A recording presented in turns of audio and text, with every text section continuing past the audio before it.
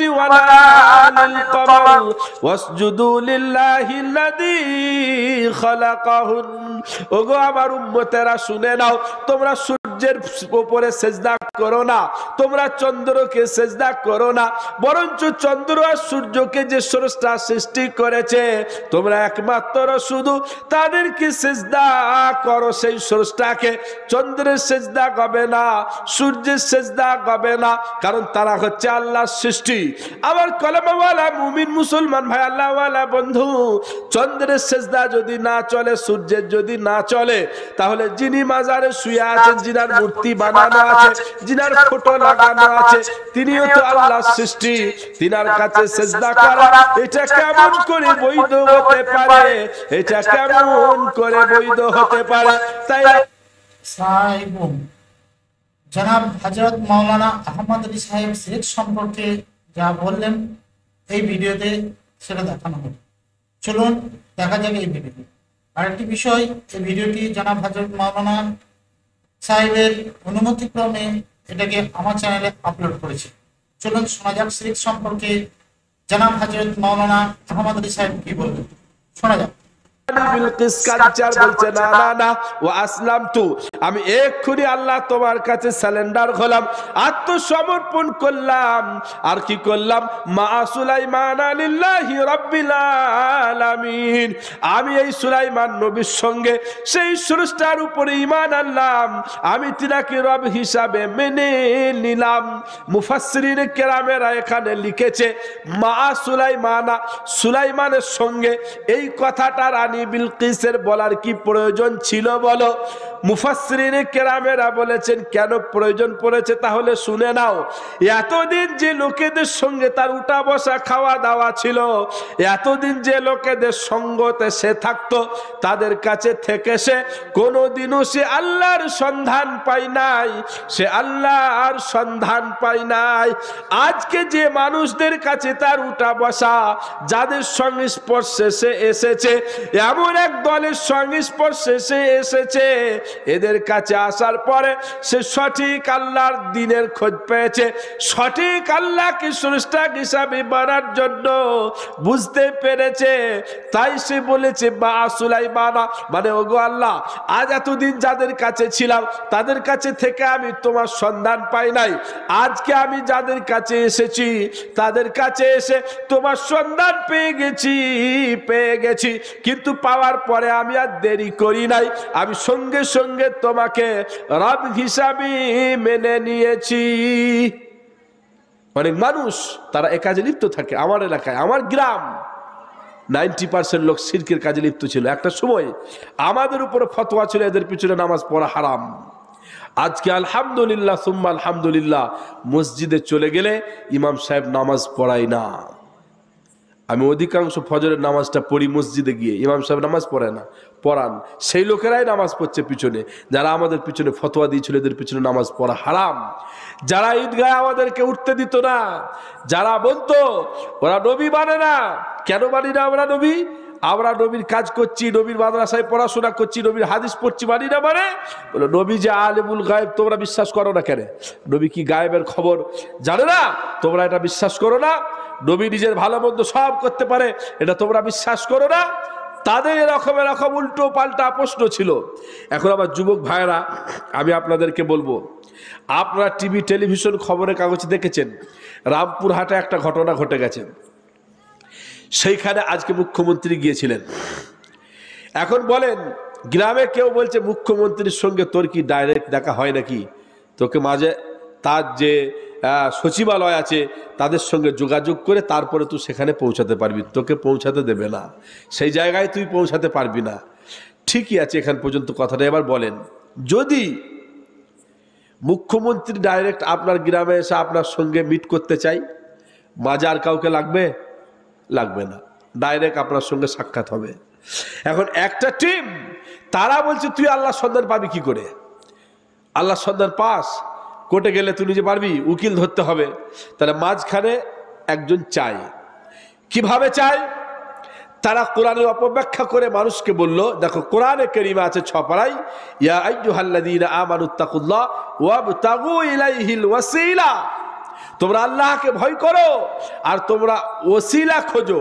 ওসিলা মানে এই যে এই লোকগুলো মাঝখানে যারা থাকবে তাদের মাধ্যমে তোমাকে আল্লাহর কাছে যেতে হবে।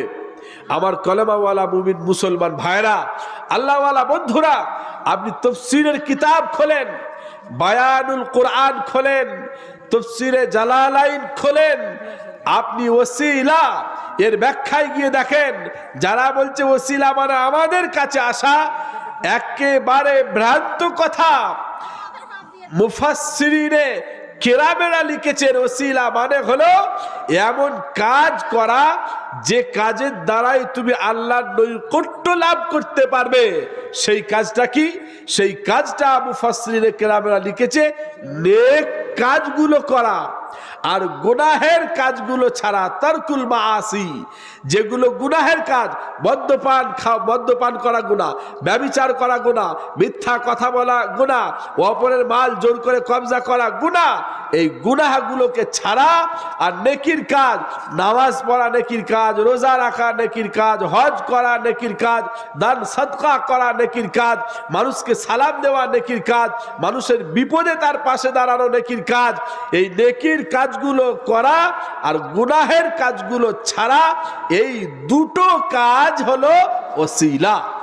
আমার কলেমাওয়ালা মুমিন মুসলমান ভাইরা, আল্লাহওয়ালা বন্ধুরা, তো এবারে আমি যে কথা বলতে চাইছি, আল্লাহ পাক নবীকে কোরআনে কারীমে সম্বোধন করে বলে, নবী হে, সমাজের অনেক মানুষ তারা তোমার ব্যাপারে এমন ভ্রান্ত ধারণা রাখে, তোমাকে সম্মান করতে করতে করতে এমন জায়গায় পৌঁছে দিয়েছে যে তুমি তোমার নিজের ভালোও করতে পারো, তুমি তোমার নিজের খারাপও করতে পারো। তার মানে ভালো মন্দ যে আল্লাহর কাছ থেকে হয়, তোমাকে তারা আমার স্থানে বসিয়ে দিয়েছে। নবী হে, তুমি ওদেরকে বলে দাও। কোরআন শরীফ 9 পারা, নবীকে দিয়ে আল্লাহ পাক বলা করাচ্ছে, কুল্লা আমলিকু লিনাফসি নাফআন ওয়ালা দাররা ইল্লা মা শাআল্লাহ।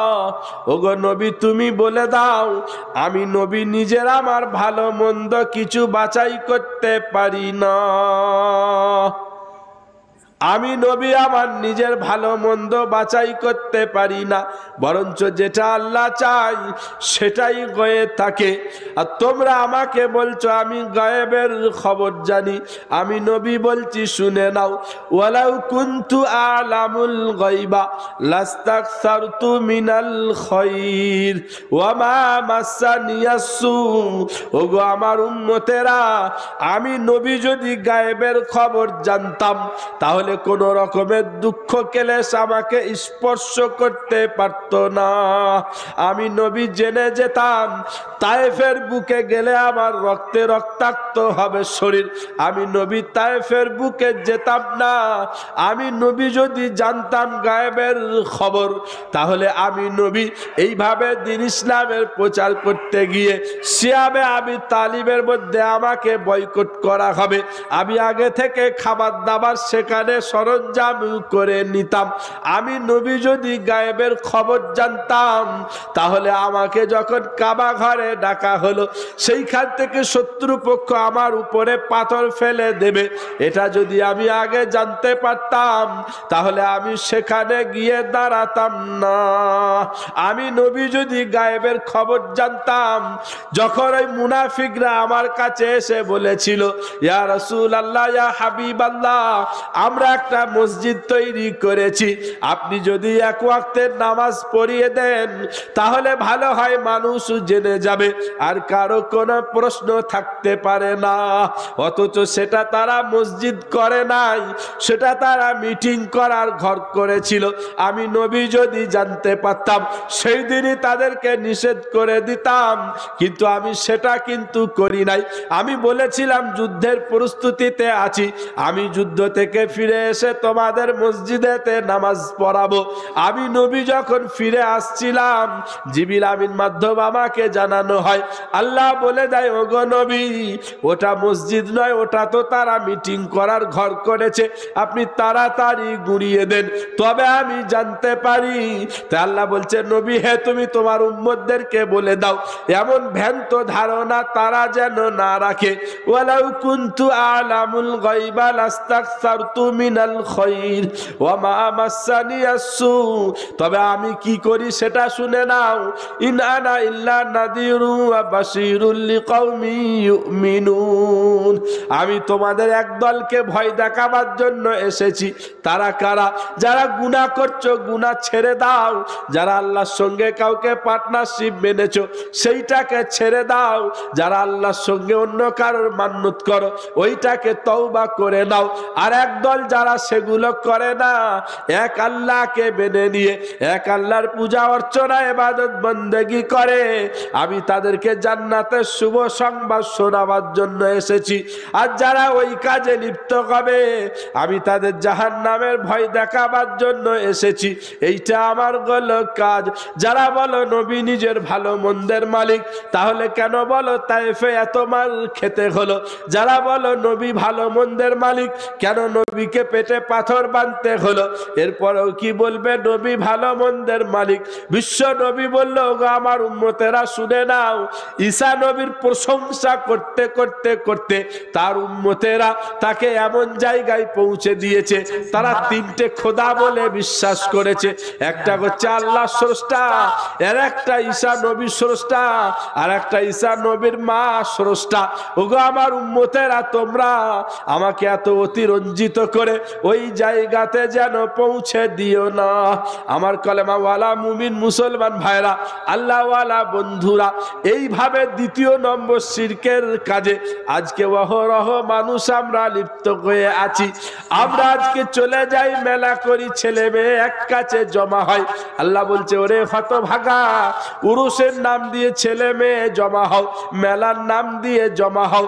এটা কি করে দিন ইসলামের অংশ হতে পারে বলো? আমি আল্লাহ কোরআনে বর্ণনা করেছি সাহাবীদের, নবীর স্ত্রীদের ব্যাপারে।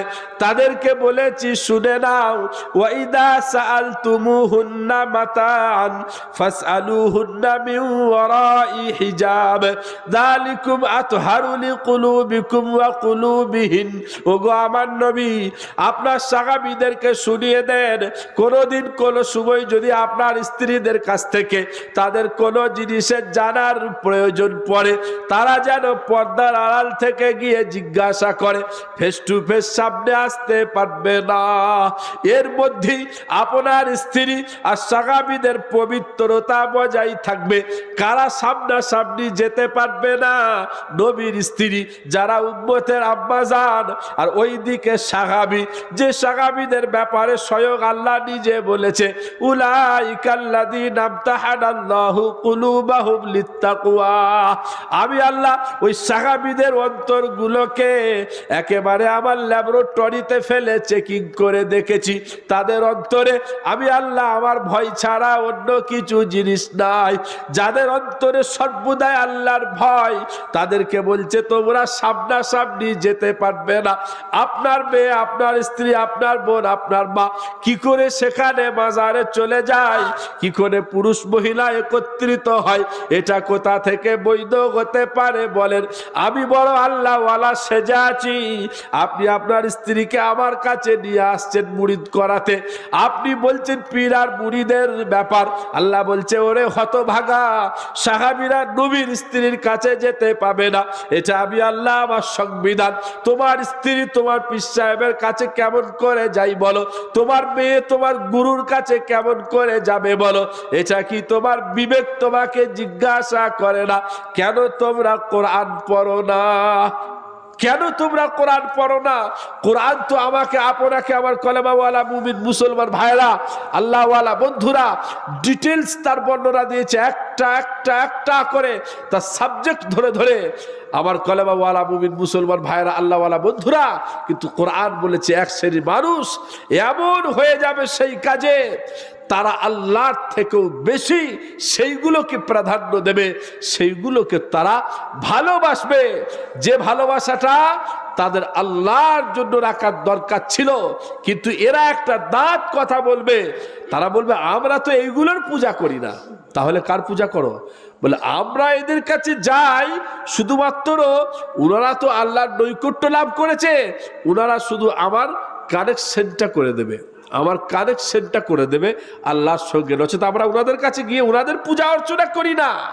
আল্লাহ বলছে এ কথা বলারও তাদের রাস্তা নাই।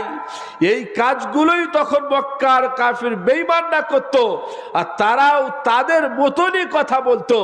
আমি আল্লাহ তাদের কথাটাও কোরআনে শুনিয়েছি। তারা বলতো লিয়ুকাররিবুনা মা না'বুদুহুম ইল্লা লিয়ুকাররিবুনা যুলফা, আমরা এদের পূজা করি না, তবে আমরা চাই এদের কাছে আসি। এই মানুষগুলো তো আল্লাহর কাছে একেবারে গুরুত্বপূর্ণ, আল্লাহর নৈকট্য লাভ করেছে, এরা আমাদের একটু যোগাযোগ করে দেবে, শুধু এই জন্য 23 পারায় আল্লাহ পাক বলেছে। তারাও বলতো, আজকে আমরাও বলি, কিন্তু আল্লাহ পাক নবীকে বলছে নবী হে তাদেরকে বলে দাও তোমার তার কাছে যাওয়ার কি প্রয়োজন।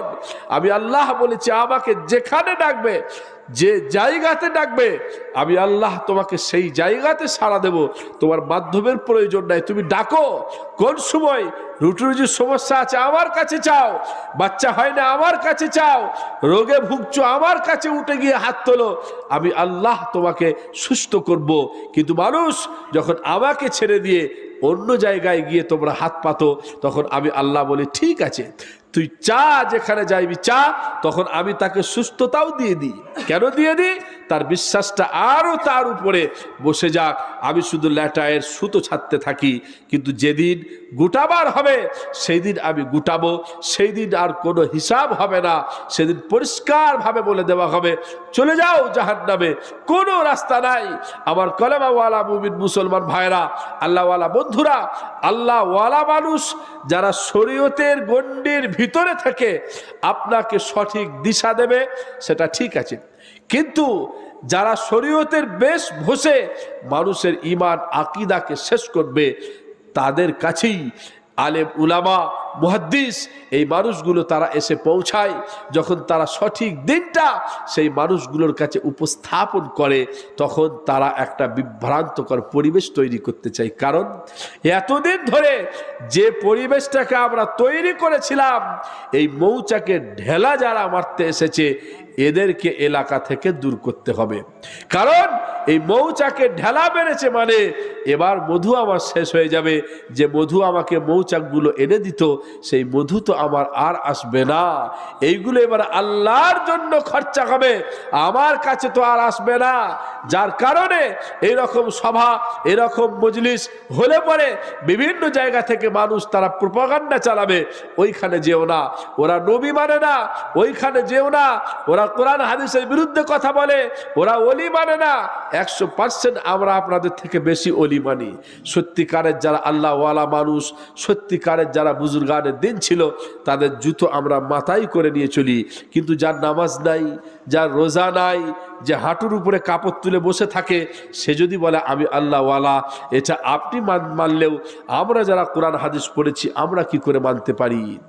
যদি কোনো মানুষ সমুদ্রে মুসল্লা বিছিয়ে নামাজ পড়ে আর আকাশে উড়ে বেড়ায়, আর সে যদি সুন্নতের খিলাফ চলে, তবুও বলা হয়েছে তাকে তোমরা নেককার মানুষ বলবে না, জাদুঘর বলবে, জ্যোতিষী বলবে।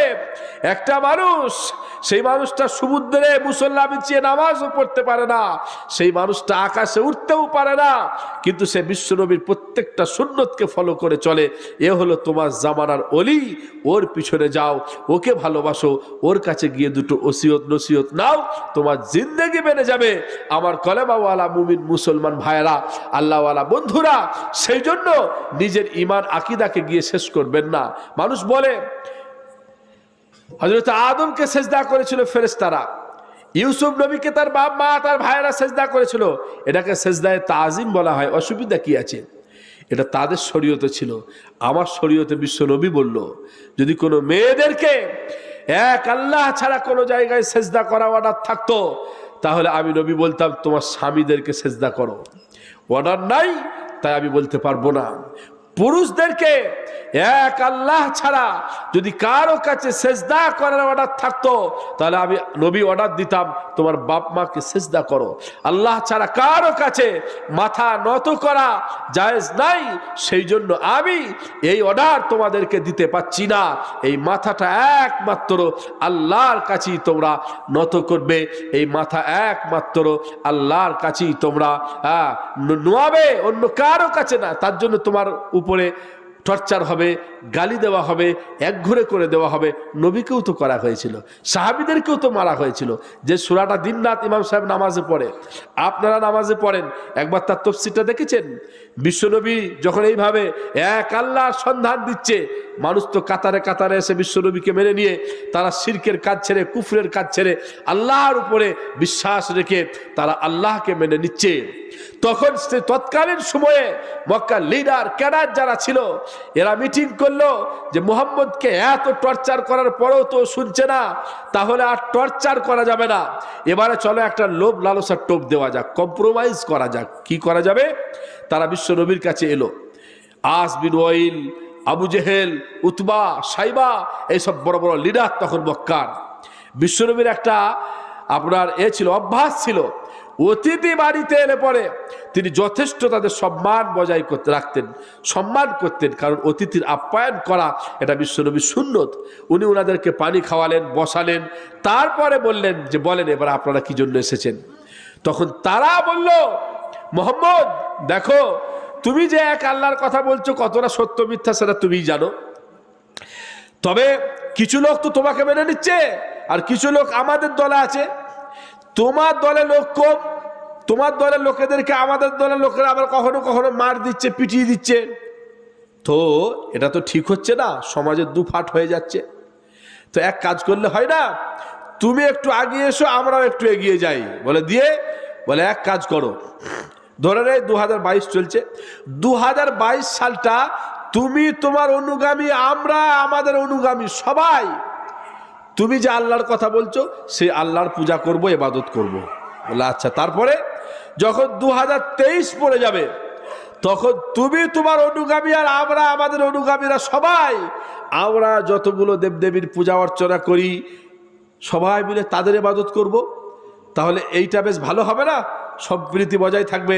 এক বছর তোমার আল্লাহকে আমরা মানবো, এক বছর আমাদেরটাকে তুমি মানবে। বিশ্বনবী সাল্লাল্লাহু আলাইহি ওয়াসাল্লাম মুচকি হেসে বললেন যে না, হবে না, সম্ভবপর নয়। বলে তুমি কি চাও বলো তো হতভাগা? টাকা চাও? কত টাকা নেবে বলো, তোমাকে টাকা দিয়ে ঢাকা দিয়ে দিচ্ছি। বিশ্বনবী বললে আর কিছু দেওয়ার আছে নাকি? বলে হ্যাঁ। কি চাও তুমি? পদ। কোন পদটা নেবে বলো, তোমাকে পদ দিয়ে দিচ্ছি। বিশ্বনবী বললে আর কিছু? বলে হ্যাঁ। তুমি মেয়ে চাও? নারী? কোন মেয়েটা তোমার পছন্দ বলো, তোমাকে সেই মেয়েটার সঙ্গে বিয়ে দিয়ে দিচ্ছি। বিশ্বনবী সাল্লাল্লাহু আলাইহি ওয়াসাল্লাম তখন বললেন, তোমরা যদি আমার এক হাতে চন্দ্র আর এক হাতে সূর্যটাকে এনে দাও, তবুও যে প্রস্তাব তোমরা আমার কাছে নিয়ে এসেছো এটা আমার পক্ষে মানা সম্ভবপর নয়। উলামায়ে কেরাম লিখেছে, বিশ্বনবী তো আরো কথা বলতে পারতেন, চন্দ্র সূর্যের কথা তিনি কেন বললেন? বিশ্বনবী এটা বোঝাতে চেয়েছিলেন যে যেমন তোমাদের চাঁদটাকে সূর্যটাকে আমার হাতে এনে দেওয়া সম্ভবপর নয়, তদ্রূপ আমার হাতে ওটা রাখাটাও সম্ভবপর নয়। তো তোমরা যে প্রস্তাব আমার কাছে নিয়ে এসেছো, তোমরা যদি 7 বার মরে পচে গলে আবার জীবিত হও, ওই প্রস্তাবটা আমার কাছে মানাটা অতটাই অসম্ভব। তারা বললো ঠিক আছে, তাহলে তুমি তোমার কাজ করো, আমরাও আমাদের কাজ করবো, দেখবো। মানে এবার আমরা অত্যাচারের আরো সব বাড়িয়ে দেবো। তখন আল্লাহ পাক বিশ্বনবী সাল্লাল্লাহু আলাইহি ওয়াসাল্লামের কাছে কোরআন অবতীর্ণ করলেন, নবী ওরা যে প্রস্তাব তোমার কাছে নিয়ে এসেছে তুমি ওদেরকে শুনিয়ে দাও কোরআন। কুল ইয়া আইয়ুহাল কাফিরুন লা আ'বুদু মা তা'বুদুন ওয়ালা আনতুম আবিদুনা মা আ'বুদু। ওগো আমার নবী, তুমি এই অবিশ্বাসী গণগুলোকে বলে দাও, যারা আজকে তোমার কাছে এমন প্রস্তাব নিয়ে এসেছে, তুমি তাদেরকে বলে দাও লা আ'বুদু মা তা'বুদুন, আমি সেই আল্লাহর ইবাদত করি না, সেই স্রষ্টার ইবাদত করি না যে স্রষ্টার ইবাদত তোমরা করো। তার কারণ হলো তৎকালীন সময়ে মক্কার লিডার ক্যাডার যারা ছিল, মক্কার যারা অবিশ্বাসীগণ ছিল, তারা আল্লাহকে মানত না এমনটা নয়, তারা আল্লাহকে আল্লাহ বলে মানত, কিন্তু তাদের আকীদা বিশ্বাস ছিল আল্লাহ তো সুপার পাওয়ার, কিন্তু তারপরে উনি সব ভাগ করে দিয়েছেন। উনি বলেছেন রুজি তোমার দায়িত্বে, পানি তোমার দায়িত্বে, সুস্থতা তোমার দায়িত্বে। এইভাবে তিনি আল্লাহ নিজের হাতকে খালি করে দিয়ে এবার নিজের হাত খালি করে চুপচাপ বসে আছে। তার মানে এবার আল্লাহর কাছে গেলে আর কিছু পাওয়া যাবে না। এবার তোমাকে যদি সুস্থতা নিতে হয়, যার দায়িত্বে সুস্থতা তার কাছে চলে যাও। তোমার যদি রুটি রুজি চাওয়ার থাকে, যার দায়িত্বে রিজিক আছে তার কাছে চলে যাও। তোমার এইভাবে তাদের কাছে যেতে হবে। বিশ্ব নবী বলছে না না না, আল্লাহ হাত গুটিয়ে বসে নাই, আল্লাহ সেদিন ছিল, আজ আছে, আগামীতেও থাকবে, চেয়ে দেখো। তাই তোমরা যে আল্লাহকে বিশ্বাস করো, আমি তো সে আল্লাহকে বিশ্বাস করি না। তবে শুনে নাও, এক আল্লাহ অদ্বিতীয়, তিনার সমকক্ষ কেউ নাই। এইভাবে বিশ্ব নবী যখন তাদেরকে বোঝাতে রইল, কিছু মানুষ তারা ঈমান এনে যখন তারা ঈমান কবুল করে নিয়ে আল্লাহর প্রতি সেই বিশ্বাস রেখে তারা যে শিরকের কাজগুলো করত, যখন তারা সেখান থেকে সরে আসছে, তখন এবার তাদের এলাকার মানুষেরা তাদের উপরে অত্যাচার, অবিচার, জুলুম শুরু করে দিল। এমন জুলুম শুরু করেছে, বেলালে হাবশিকে উত্তপ্ত গরম বালিতে টেনে বেড়ানো হচ্ছে, খাব্বাব ইবনে ইরতের কোমরে আগুনের আংড়া করে এইভাবে ধরা হচ্ছে। কাবাব সেকলে যেমন পানিগুলো টস টস করে পড়ে, ওইভাবে পানি টস টস করে পড়ে পড়ে ওইভাবে আগুনের আংড়াগুলো নিভে যাচ্ছে। সুমাইয়ার লজ্জা স্থানে বল্লম মেরে দেওয়া হয়েছে, দুটো পাকে চিরে দেওয়া হয়েছে, শুধুমাত্র তারা এক আল্লাহকে মেনে নেওয়ার কারণে। এইভাবে যখন সাহাবীদের উপরে অকথ্য অত্যাচার চলছে, তখন যারা নতুন নতুন ওই শিরকের কাজকে ছেড়ে এসে এক আল্লাহর ওয়াহদানিয়াতকে বিশ্বাস করে নিয়ে এক আল্লাহকে মেনে নিয়েছে, ওই দৃশ্যগুলো দেখার পরে স্বাভাবিক কথা, তখন কিছুক্ষণের জন্য তাদের মনেও ভয় ভীতি হতে পারে। তারা মনে মনে ভাবছে, আমাদের কেউ যদি এইভাবে অত্যাচার করে তাহলে আমরা এগিয়ে যাব না, পিছিয়ে আসবো। এইভাবে তারা দোদুল্যমান। যখন ওই সাহাবীরা দোদুল্যমান, তখন আল্লাহ পাক কোরআন অবতীর্ণ করে ওই সাহাবীদেরকে অক্সিজেন দিয়ে দিল। সূরাতুল বুরুজ, সূরা বুরুজে আল্লাহ পাক একটা ঘটনা বর্ণনা করেছেন, কুতিলা আসহাবুল উখদুদ আন-নারি দাতিল ওয়াকুদ ইয হুম আলাইহা কুউদ ওয়া হুম আলা মা ইয়াফআলুনা বিল মুমিনিনা শুহুদ ওয়া মা নাকামু মিনহুম ইল্লা আন ইউমিনু বিল্লাহিল আজিজিল হামিদ। গর্তওয়ালাদের ঘটনা আল্লাহ কোরআনে বর্ণনা করে দিল। ঘটনাটা কি?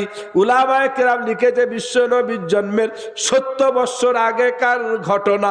ইয়ামান দেশে একটা এলাকা, এখন সেটা সৌদি আরবের অন্তর্ভুক্ত। একজন অত্যাচারী শাসক সেখানে রাজত্ব করত, কিন্তু সে তার রাজত্ব চালাতো একজন জ্যোতিষীর আইডিয়ায়। জ্যোতিষী বা জাদুঘর যে কথা বলতো, সেই কথা মোতাবিক সে তার রাজত্ব চালাতো। একদিন জ্যোতিষী বলল, সাহেব মনে হচ্ছে আর আমি বেশি দিন বাঁচবো না, অতএব আমার শিক্ষাটা আমি একটা ছেলেকে শেখাতে চাই।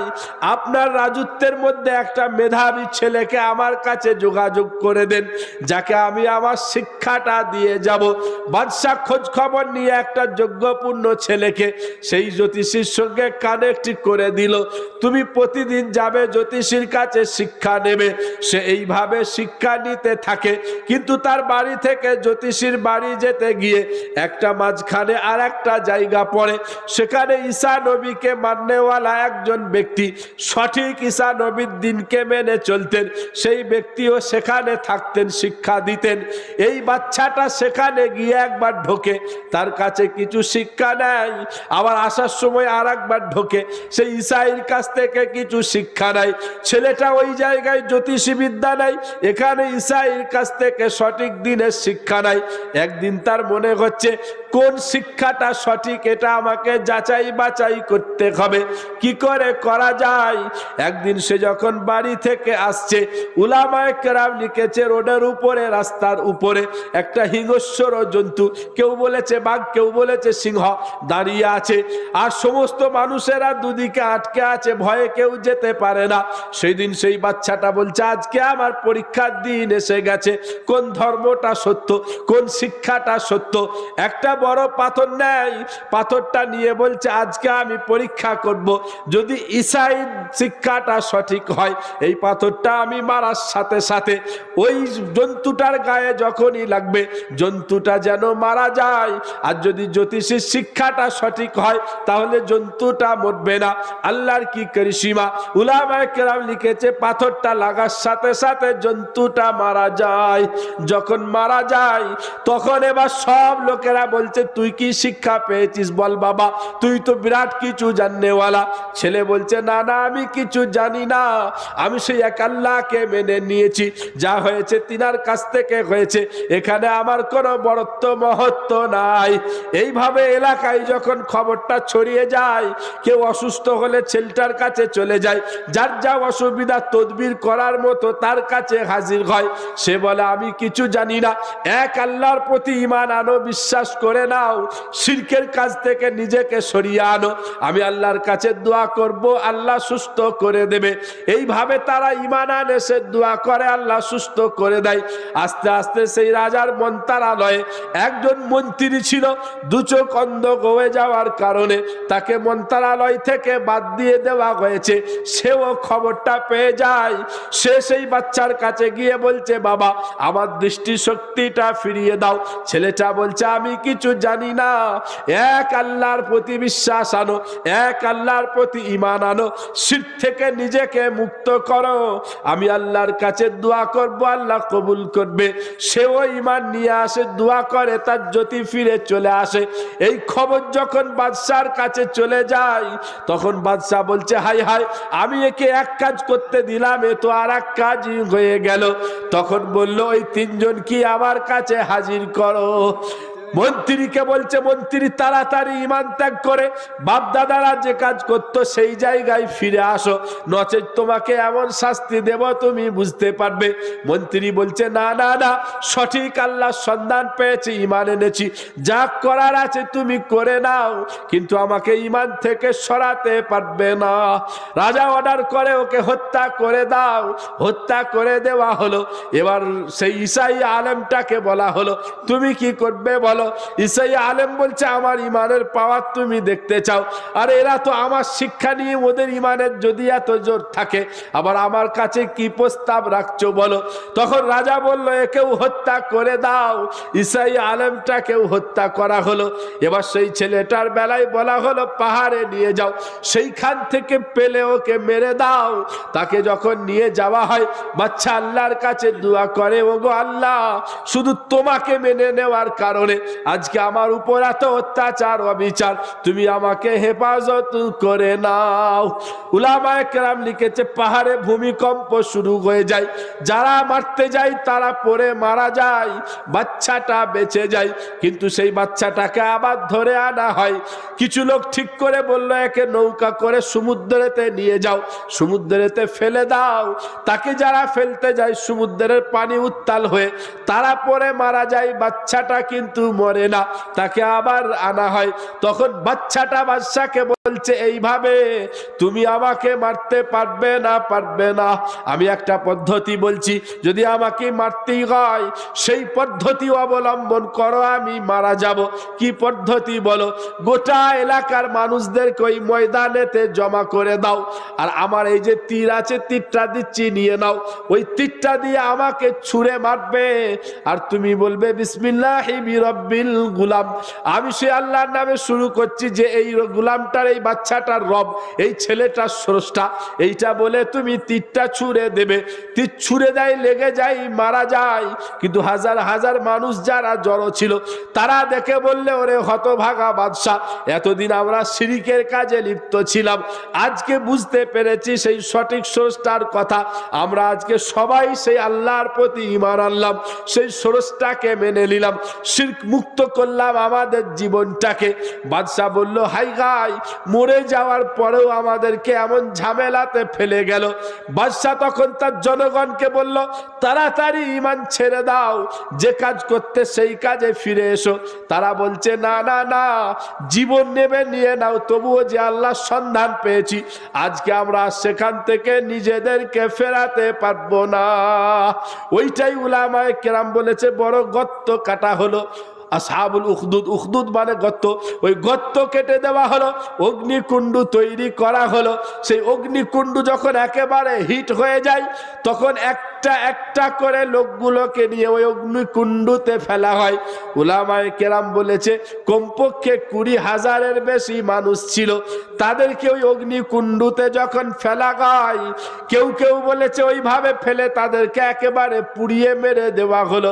আবার কেউ কেউ লিখেছে ওই লোকগুলোকে যখন আগুনে ফেলা হচ্ছে, ওদের গায়েতে আগুনের আঁচ লাগার আগে আগে আল্লাহ পাক ওদের রূহটাকে কবজ করে নিয়েছিল। তার কারণ হচ্ছে আগুনে পুড়ে জ্বলার মরা যে কত কষ্ট, কত যে যন্ত্রণা, এই যন্ত্রণা তারা যেন অনুভব করতে না পারে। এই ঘটনা সাহাবীরা যখন কোরআনে পড়ল, তখন তারা বলল, হাই গাই, এক আল্লাহকে মানার কারণে আমাদের সঙ্গে যে অত্যাচার করা হচ্ছে, এটা তো এমন কিছুই নয়।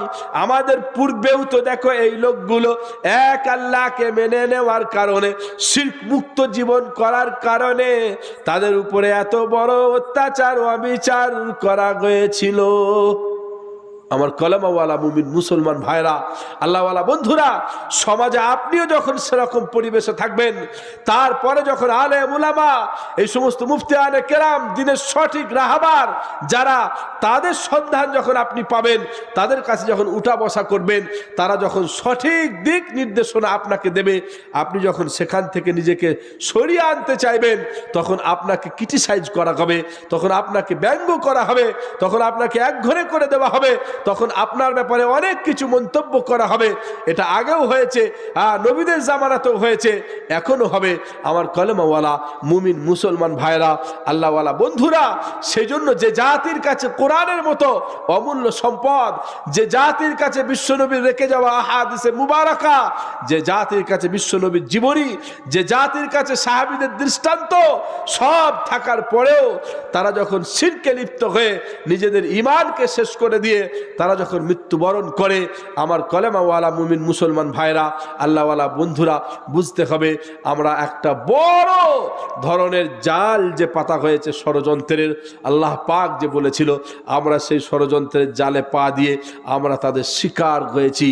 আমার কলেমাওয়ালা মুমিন মুসলমান ভাইরা, আল্লাহওয়ালা বন্ধুরা, সেজন্য আপনাদেরকে বলবো নিজেদেরকে ওই জায়গা থেকে সরিয়ে আনুন, এক আল্লাহর প্রতি আস্থা রাখুন। বাচ্চা হয় না, আল্লাহর কাছে চান। রোগ থেকে মুক্তি হবে, আল্লাহর কাছে চান। রাতের অন্ধকারে বাড়িতে উঠে যান, কাউকে বলতে হবে না। মান্নত করার ইচ্ছা করছে, আপনি আল্লাহর নামে করেন। আপনার মনে হয়েছে আমার ছেলেটা চাকরি পেয়ে গেলে আমি 10টা গরিব মানুষকে খাওয়াবো, মান্নত করলাম, কোনো অসুবিধা নাই। আল্লাহ আমার স্ত্রী অসুস্থ, সুস্থ হয়ে গেলে আমি 2টো রোজা ব্রত পালন করব, আল্লাহ বলছে কোনো অসুবিধা নাই। কিন্তু অসুবিধা এই জায়গায় যখন আপনি বলবেন আল্লাহ আমার এই কাজটা হয়ে গেলে আমি অমুক জায়গায় গিয়ে ছাগল নিয়ে যাব, আমি অমুক জায়গায় গিয়ে চাল নিয়ে যাব, আল্লাহ পাক তখন বলবে করার বেলায় আমি, আর তুমি দেবে অন্য জায়গায়। এ তোমার কোন বিবেক, তোমার বুদ্ধি? আমার কলেমাওয়ালা মুমিন মুসলমান ভাইরা, আল্লাহওয়ালা বন্ধুরা, আপনারা সেই সন্ধ্যা থেকে নিয়ে যথেষ্ট সময় দিয়ে বসে আছেন, তাই আপনাদেরকে বলবো একবার ছাড়া 10 বার যাবেন উলামায়ে কেরামদের কাছে, জানবেন, জানার পরে আপনি কাজটা করবেন। উলামায়ে কেরামরা আপনাকে কোরআনগুলো খুলে খুলে দেখাবে। কোরআনে করিম তো ওই জন্যই এসেছিল, মানুষ কোরআন পড়বে, কোরআন বুঝবে, কোরআন দেখবে, কোরআন ওয়ালাদের ছত্র ছায়াতে গিয়ে তারা তাদের নিজেদের জীবনটাকে চালাবে।